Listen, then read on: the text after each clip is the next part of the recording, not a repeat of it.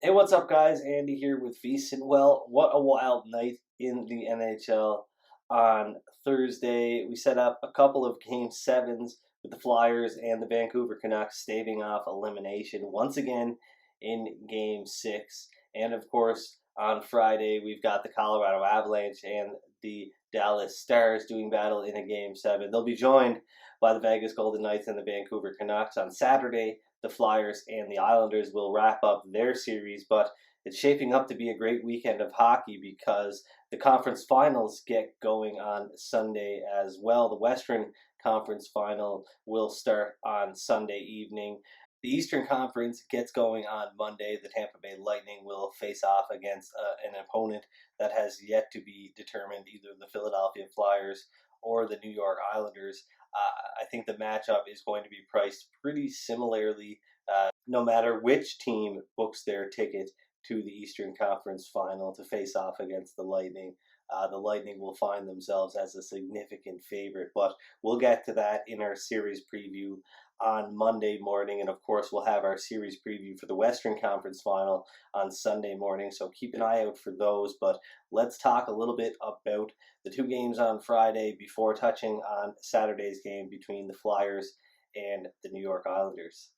Kicking things off on Friday, the Colorado Avalanche and the Dallas Stars, Game 7, do or die. The Stars played their worst game of the 2020 playoffs, dating back to their round robin game against these very Colorado Avalanche, who dominated them 4-0 in the qualifying round. This game resembled that. The Avalanche were very dominant. The Stars didn't generate much. Michael Hutchinson was not tested whatsoever in game number 6. The Stars only managed to generate about 2 expected goals. That's about half as many, or 1.5 goals less than they were generating earlier on in this series. And that's going to be a big problem. If they can't generate some good shots and chances like they were doing so earlier in the series, then Michael Hutchinson won't really become a factor. But if the Stars do generate shots and chances at rates similar to what they were doing earlier in this series, then Hutchinson will have to come up big, and I'm not sure he's capable of doing that based on what we've seen out of this goaltender for the better part of the last decade. He is the hot hand here. He's riding a 2-game winning streak. However, anybody could be in nets if the Colorado Avalanche are going to continue playing the way they played in the past few games. With that being said, I make the Avalanche about a -115 favorite here. That's assuming that Captain Gabriel Landeskog can't go after receiving a cut to the knee from one of his own players' skate blades. That's something to monitor heading into Friday's Game 7. And next up, it's the Vegas Golden Knights and the Vancouver Canucks. Of course, the Canucks got the huge upset win in game number 6, 4-0 over the Vegas Golden Knights. According to Evolving Hockey, though, the Golden Knights should have won this if this were played in a vacuum, 6-3 based on expected goals. So a pretty dominant performance from the Vegas Golden Knights, but you have to question their ability to close out this series. We've seen this before from this team in years past. The San Jose Sharks series comes to mind. But this is just a whole nother level, as this team is a pretty significant favorite and has been in every single game, and that's where I'll go with this. This Canucks price in game number 6, obviously Thatcher Demko is the backup goaltender. It's despite what we've seen in these last 2 games, amazing performances from Thatcher Demko. He is a downgrade compared to Jacob Markstrom based on a larger sample size of play. Sure, he's the hot goaltender right now, but this team should have never been carrying price tags much higher than what we saw the Chicago Blackhawks carry in their series versus the Vegas Golden Knights. It really boggles my mind, and I expect we see something similar to that in game number 7. Of course, Vancouver was designated as the home team in game number 6, and that matters. But if we're seeing anything close to plus 215 or plus 205 even, I'm okay backing the Canucks once again in game number 7. I back them every game in this series from plus 170 all the way up to plus 210. And it's worked out well, so I'm not going to stray away from that in game number 7. I think this line, assuming everybody that played in game 6 suits up again in game number 7, I think the line should be around Vegas Golden Knights minus 185. And with that being said, I do think Leonard gets the start in Game 7. I don't think they go with Marc-Andre Fleury. They traded for Robin Leonard, and if you're going to make him your guy, well, you got to ride him into Game 7. He certainly was not the reason that they lost game number 6. You can't win if you don't score goals.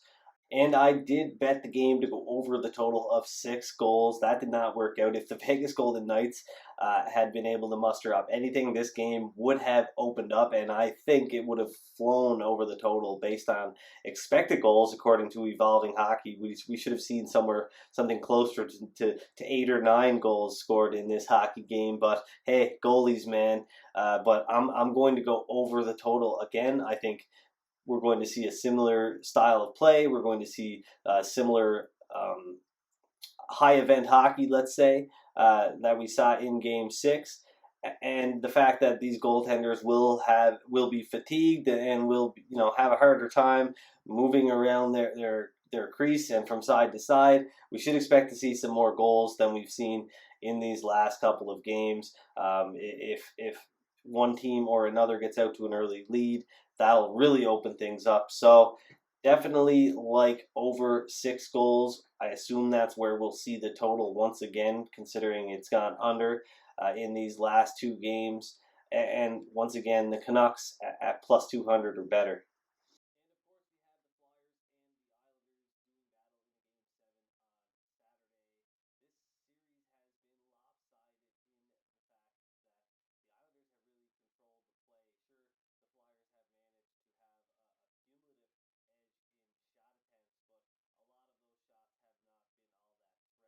There's no reason to expect the Islanders not to continue their strong play, especially with Sean Couturier, the Flyers' best forward and arguably best player, out of the lineup. He didn't suit up in game number 6. Of course, the Flyers still managed to get the win. However, they really did so just surviving and hanging on and hoping things worked out in their favor, which they did. It's not official yet whether or not he will suit up in game number 7. I imagine if he's even close to being ready, he'll get in there. But his injury in game number 5 did not look very good, and the fact that he didn't suit up in game 6, an elimination game, doesn't bode well for his chances of suiting up in game 7. However, stranger things have happened. It's hockey. These guys are tough.